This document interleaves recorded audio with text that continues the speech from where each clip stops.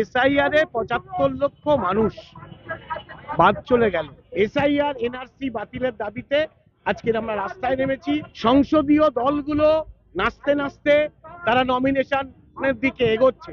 অন্য 11টা রাজ্যে এই পদক্ষেপগুলো নেওয়া হয়নি। এই পদক্ষেপগুলো নেওয়া হয়েছে সাম্প্রদায়িক বিভাজন তৈরির জন্য।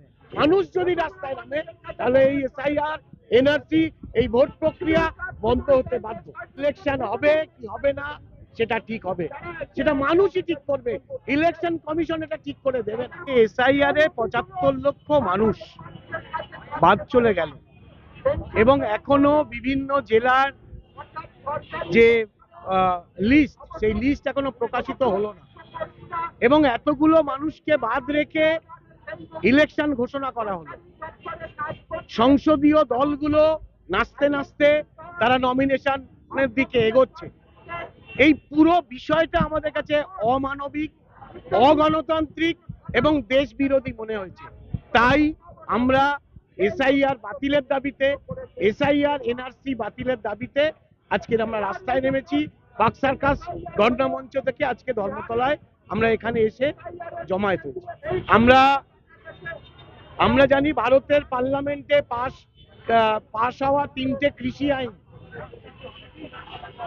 স্থগিত করতে বাধ্য হয়েছে কৃষকদের আন্দোলনের ফলে মানুষ যদি রাস্তায় নামে, পশ্চিমবঙ্গের বাঙালিদেরকে যেভাবে বেছে বেছে অন্য 11টা রাজ্যে যে পদ্ধতিগুলো, যে পদক্ষেপগুলো নেওয়া হয়নি, এখানে সেই পদক্ষেপগুলো নেওয়া হয়েছে সাম্প্রদায়িক বিভাজন তৈরির জন্য। মহিলা, মুসলিম এবং পরিযায়ী, মতুয়া, এই 4 ধরনের মানুষকে তারা বাদ দিয়েছে। এইটা যে মুহূর্তে মানুষ বুঝতে পারবেন, মানুষ রাস্তায় নামবে এবং তারপর ইলেকশন হবে কি হবে না সেটা ঠিক হবে, সেটা মানুষই ঠিক করবে। ইলেকশন কমিশন এটা ঠিক করে দেবে না। ইলেকশন কমিশন এটা ঠিক করে দিতে পারে না।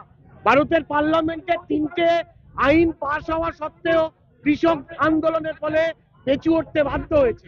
আরাবল্লী পর্বত বিক্রি হয়ে গেছিল, আরাবল্লী পর্বত ভাঙার কাজ শুরু হয়েছিল। হাজার হাজার মানুষ রাস্তায় নেমে সেই কাজটাকে বন্ধ করতে বাধ্য হয়েছে সরকার। ফলে আমরা মনে করি মানুষ যদি রাস্তায় নামে তাহলে এই এসআইআর এনআরসি এই ভোট প্রক্রিয়া বন্ধ হতে বাধ্য।